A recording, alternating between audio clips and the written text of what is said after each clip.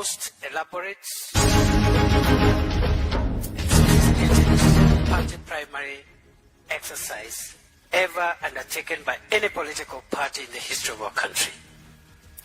We take pride in our officials at polling centers and tallying centers across our constituencies and counties that were participating today.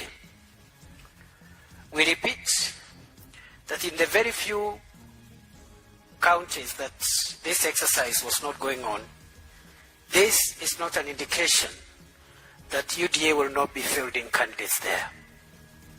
The UDA, as a national party, will field candidates for all elective positions in the 47 counties of the Republic of Kenya, the 290 constituencies of the Republic, and the 1,450 wards in our country.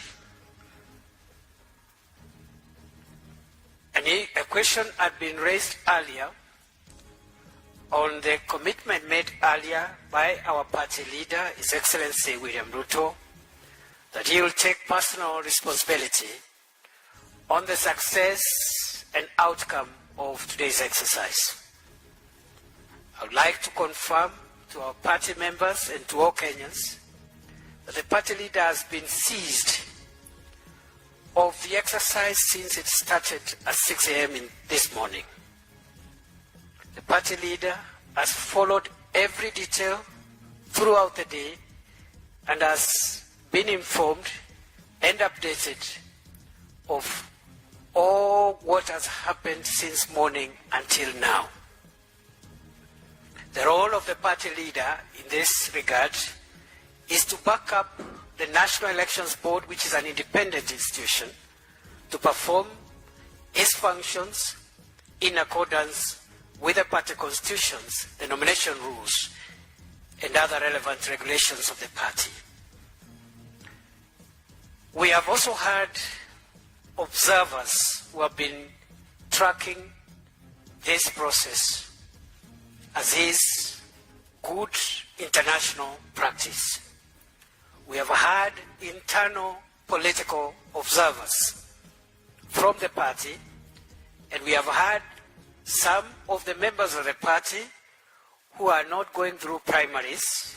They could be candidates or aspirants, but some of them have been involved in just observing in areas outside their electoral areas where they are seeking election or re-election. And we are very proud of the role played by these volunteers just to ensure that our party succeeds.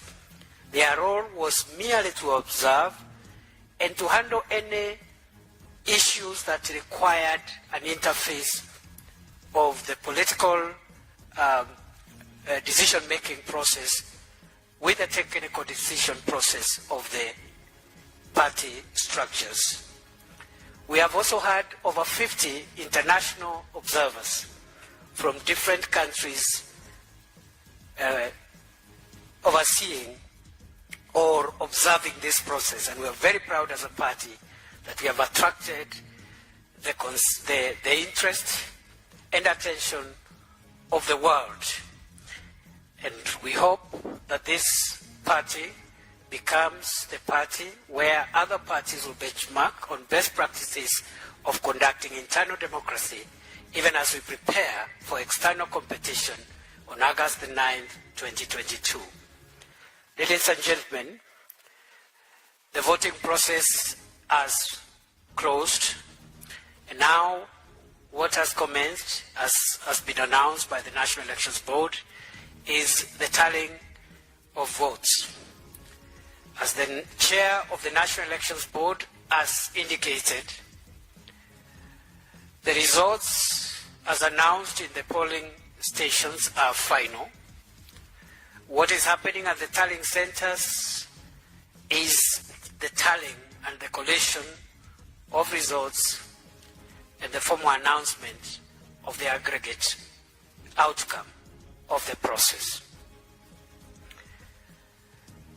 We urge, as that process comes underway, we urge aspirants and their agents,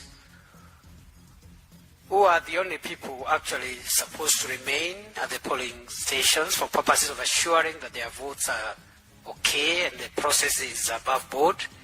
We urge them to remain calm and, in case of any grievances, to process those grievances in accordance with the party constitution and the law of our country. We detest, condemn violence, intimidation, the use of force, the use of vulgar language, and destruction of property. The party will not hesitate to discipline any member of the party or any aspirant who violates the law of the country and the law as established in the constitution of our party, the nomination rules, and the code of conduct for aspirants and members.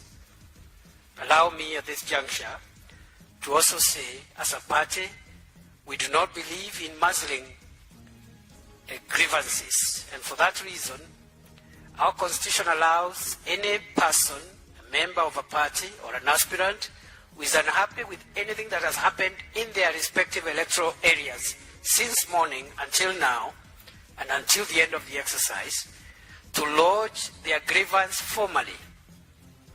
To lodge their grievance formally in writing, as will be directed by the Electoral Disputes Resolution Committee, whose chairperson and members will be taking the stage shortly to announce to the party members, aspirants, and the country the next steps in terms of making sure that any bona fide grievances are addressed fairly, impartially, and without interference from any corner whatsoever.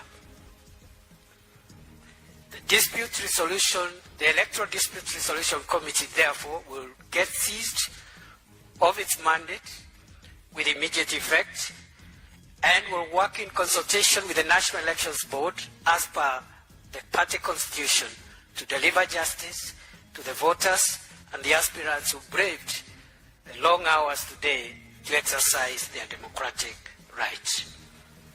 As has been announced by the chairperson of the National Elections Board, the party leader, our leader, will be addressing the nation at 9 p.m.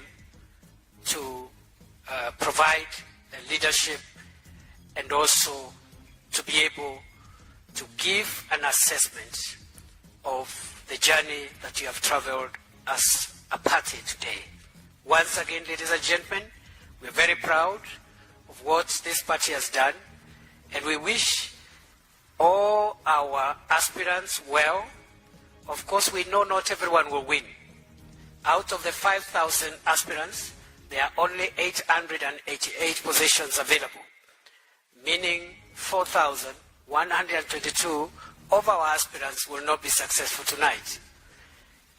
We urge those aspirants who will not be successful to secure nomination to remain loyal to the party, to support the winning candidate as an act of statesmanship and upholding of democratic ideals. We promise as a party that those who are not successful will be accommodated and will have a role to play going forward in the party and in the UDA Kenya Kwanza administration that will be formed on 10th of August after the oncoming general election. Thank you very much. I wish you well. Please wait for the final word from the party leader at 9 p.m. But in the meantime, it is now my humble duty and pleasure to invite the chairperson of the UDA Electoral Disputes Resolution Committee, together with the team members who are here, to take over the remaining process, and then we shall wind up. You may have to have any questions answered by them, and after that we'll end this press conference and wait for the final press conference of the day at 9 p.m. Thank you very much. God bless Kenya. God bless UDA. Welcome, Mr. Chairman.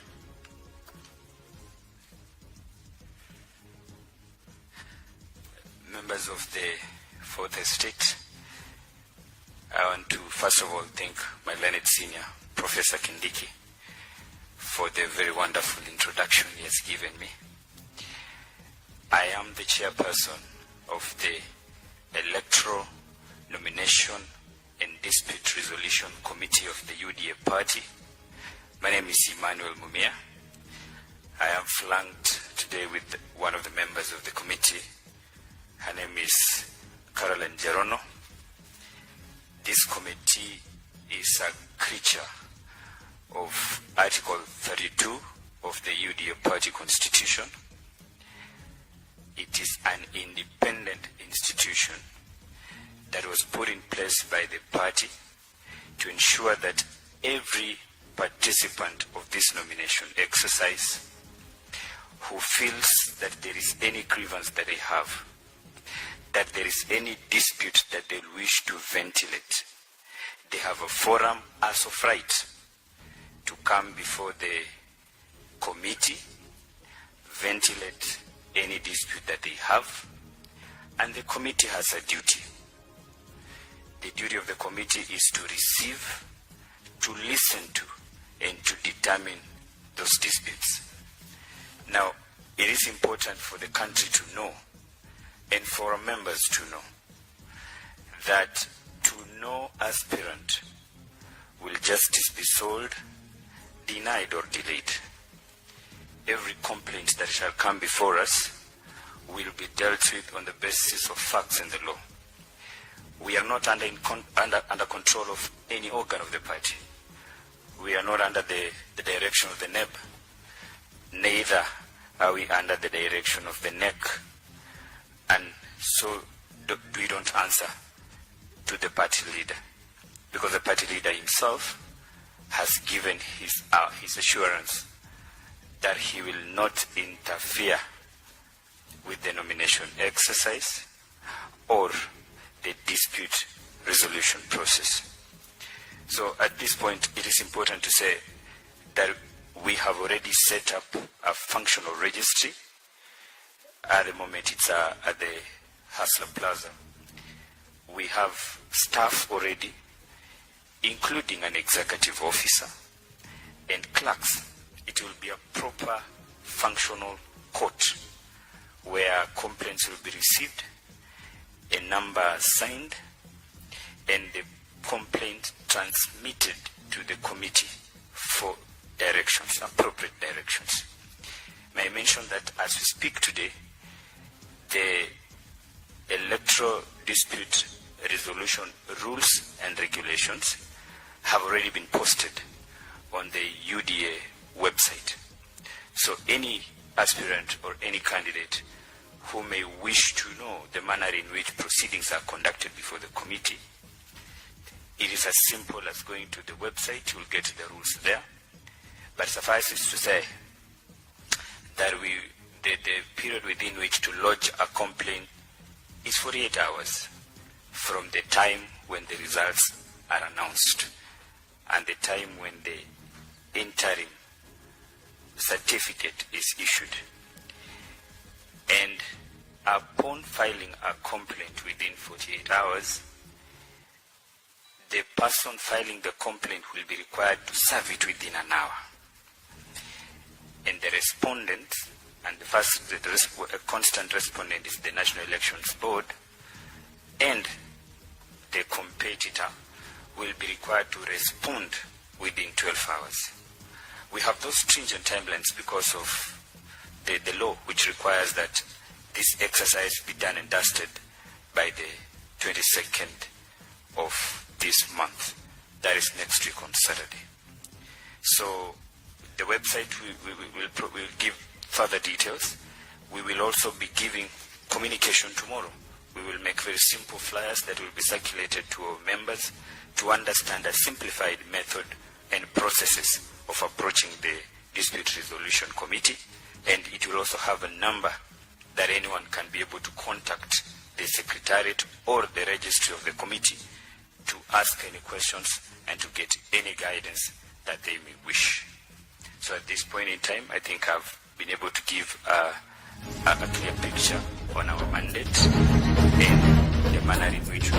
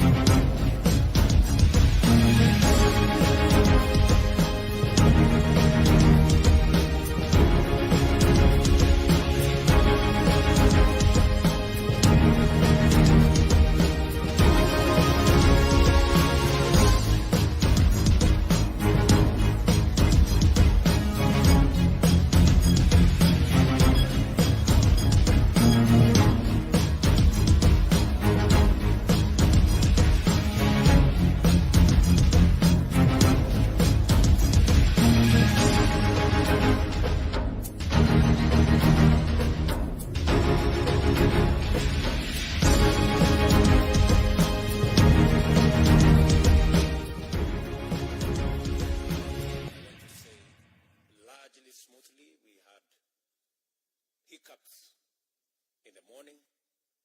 I know the members of the National Election Board, I left them in the office at 2 a.m. last night, and when I came back, they were still there this morning. They have done their utmost to put this piece of work together. Let me thank our aspirants. Many of them, although all of us know that elections are very emotive, they are very involving, engaging, financially, emotionally, physically, and I want to thank them for being patient. Many of them have been patient.